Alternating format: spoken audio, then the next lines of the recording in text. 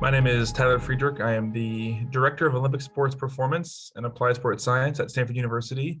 I've been at Stanford for going on year 7, so just running out 6 years.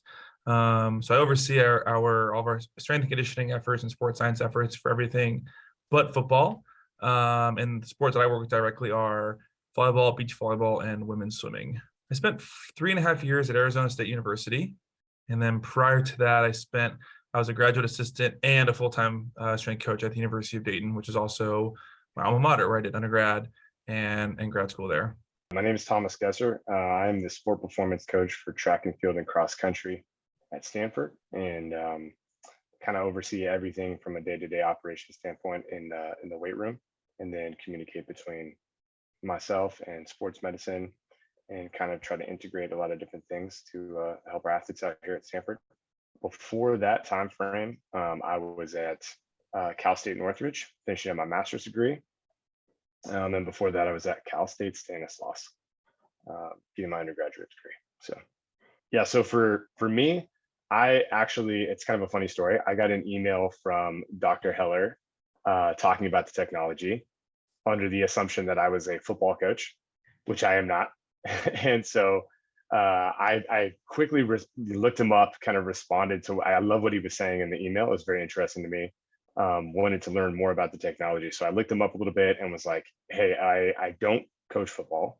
I coach track and field and cross country, but I would love to come talk about the technology and learn more about it. And then that's how it started. We were able to set up a meeting and go over to the lab and talk to him and kind of run through everything that he's been doing. And we kind of just nerded out for a little while. And that's kind of how I got to know about the technology. When I first came to Stanford, I had known about the CoolMitt technology. It had been this very odd looking device, like in our athletic training room, the older units with the big vacuum seal and then looked like, like an Iron Man hand or something like that. And so I had seen it around and honestly just kind of was like, nothing looks weird.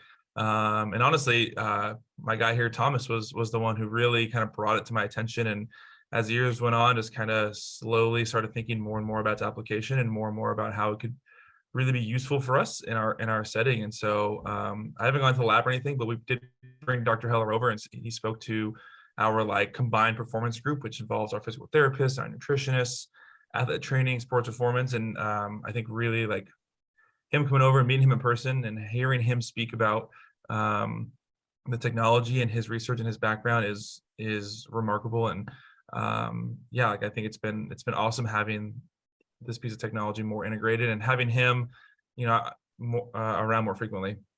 As I've come through the science, it feels as you go through it, I think there's the science seems pretty locked down. I think there's it's not perfect. I think there's different scenarios or situations, whether it's a vacuum seal, whether it's a certain temperature of the water, whether it's the water has to be circulating. I think there's different protocols that are out there in the literature. So it's hard to know what maybe is the most optimal, but there is one thing that has been very clear throughout the research is that cooling the blood will provide at the hand will indirectly cool your core temperature, which will improve performance or improve endurance or allow the athlete to last longer. Now, I think there's a misconception probably that there is either an ergogenic or some sort of boost, some sort of I feel like I have more energy, kind of like you would feel after you take caffeine. But ultimately, what feedback anecdotally that we're seeing from our athletes is mostly I can just kind of go the whole time. When I use the CoolMitt,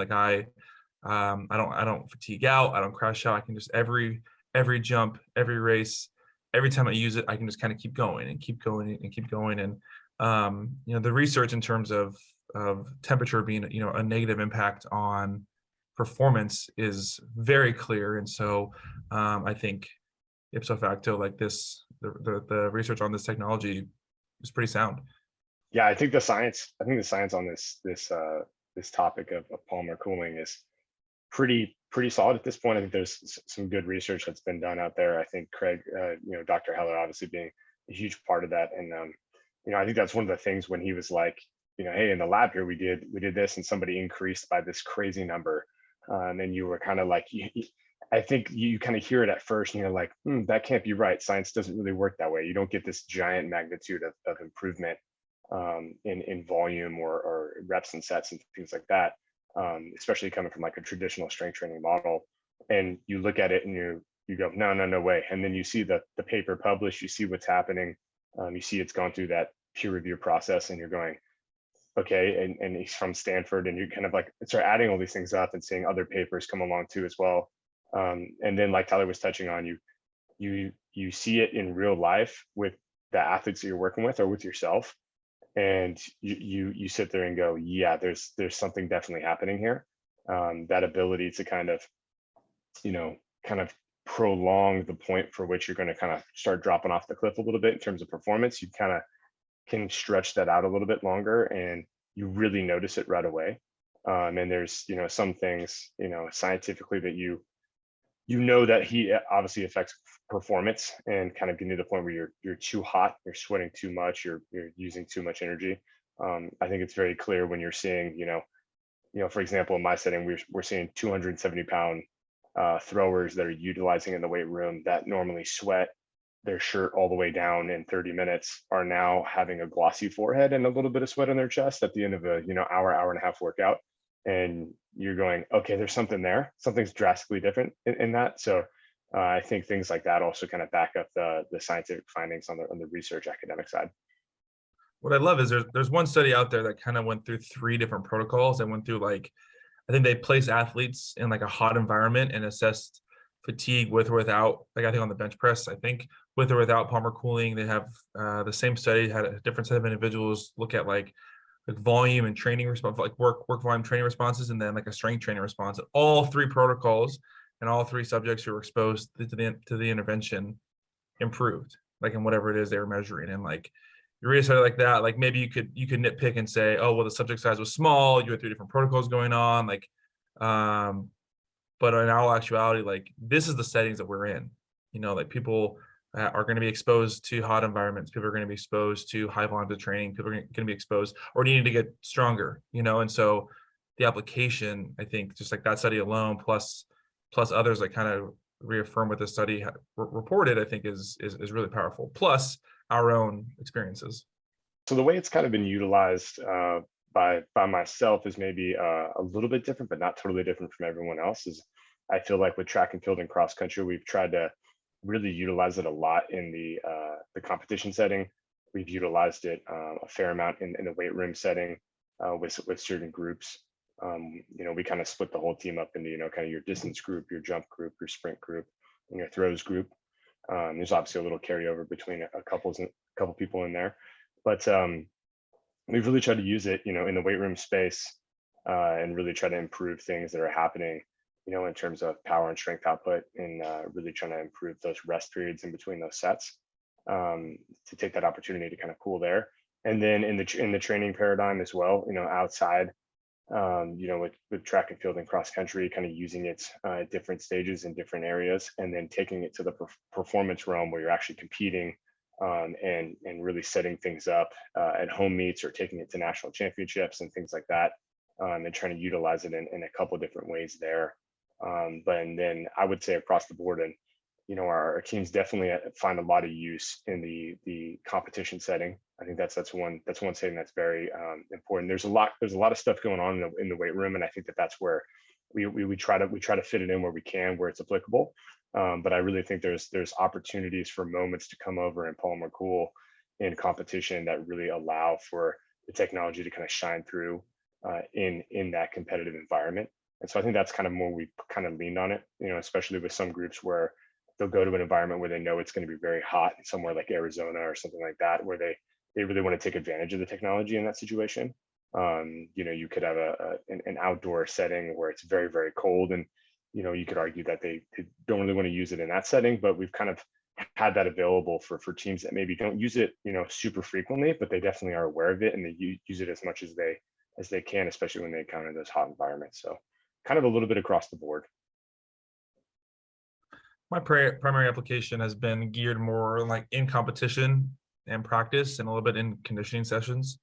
That's just the reasons why it's in those settings. There's a litany of reasons, but we've seen a lot of success in like using it in competition during timeouts, during half times or break between sets for a volleyball team. We have basketball players who have used it during practice, during conditioning sessions. We actually brought it out there for our men's basketball team for one kid who was quote unquote kept crashing out of conditioning and hard practices, and he used the CoolMitt every time he went for water, and sure enough, he makes it through practice. And coach was sold. And so I think in those settings, when you're working with it, we've had success working with individuals who maybe are struggling like with just high demands, high intensity, or high volume practices and games. We've seen a lot of success, throwing the mid on our athletes in those settings, and like the feedback from the athletes is great. Like we get some kids who are like, "Oh, I need my CoolMitt. Like we got a game today. Like I need CoolMitt," and so which is awesome. Yeah, so it's been very nice to have.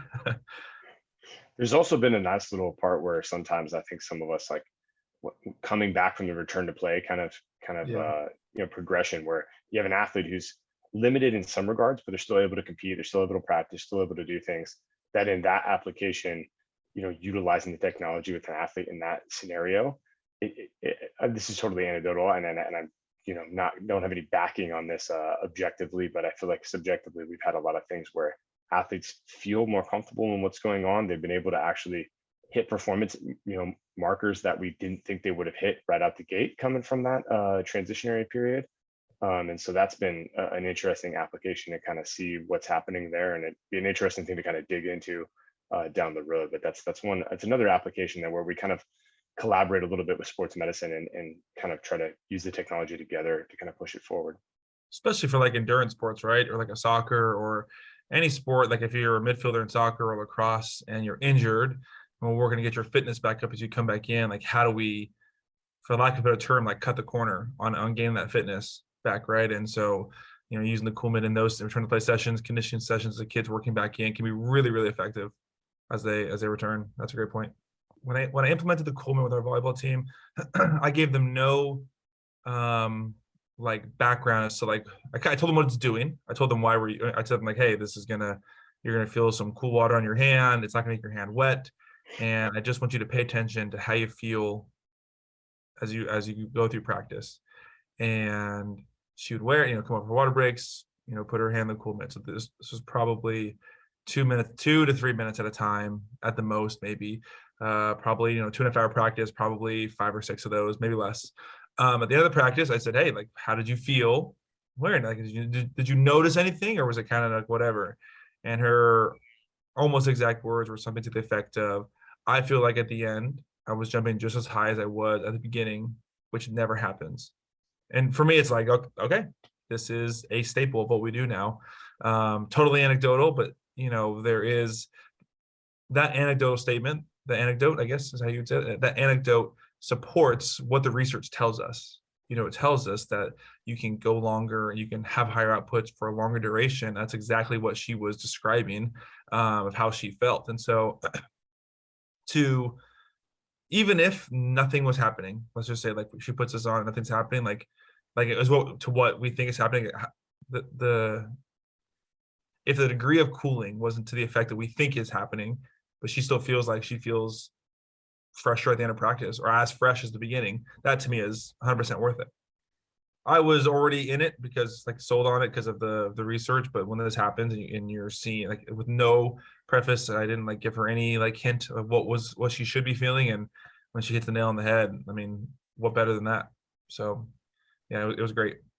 Volleyball is an indoor sport, and so there's some tricky parts there in terms of like just canisters of water being like in a court sport, but beyond that, like it's very easy to, it's, I don't know, you literally fill it with ice and water and then you turn it on. It's very straightforward.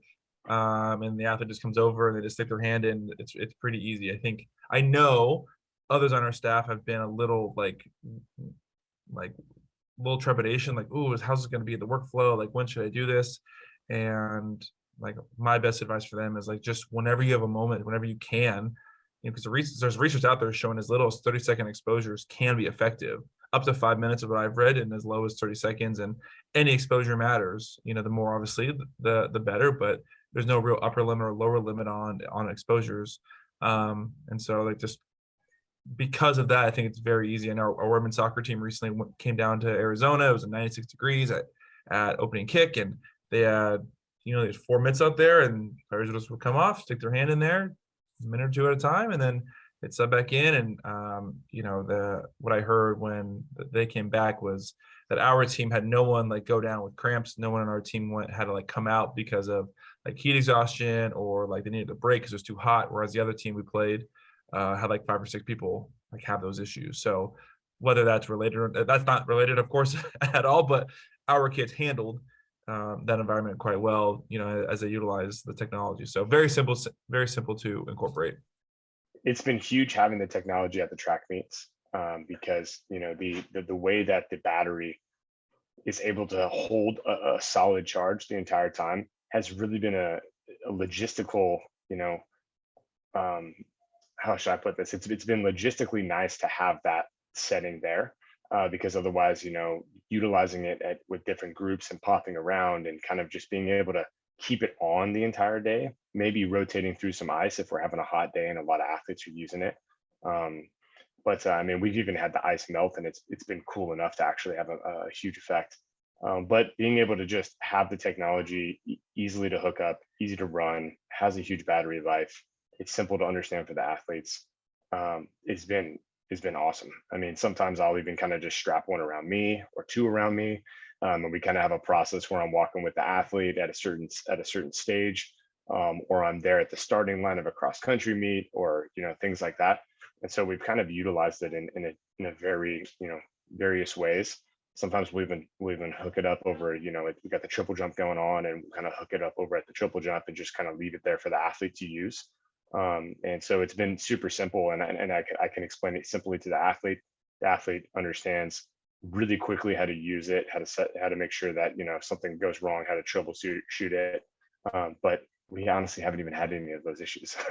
So it's been super easy to utilize, and it's been nice for competitions that last, like a track meet lasts for a very long time. And I mean, most athletic competitions always have ice and water around too. So it's nice that you can kind of find wherever that is. Maybe talk to your athletic trainer, or talk to someone that's working on the team logistically, and try to coordinate that. And I've even taken stuff from the hotel, like just take some ice from the hotel and water from the hotel, and just we're running and we're good. And you don't have to worry about anything. So it's like real simple application, which has been nice. I think there are a few teams who would not benefit from this across. I mean, I'm like thinking of our teams with 36 sports. I think every sport would benefit from some sort of implementation at some point.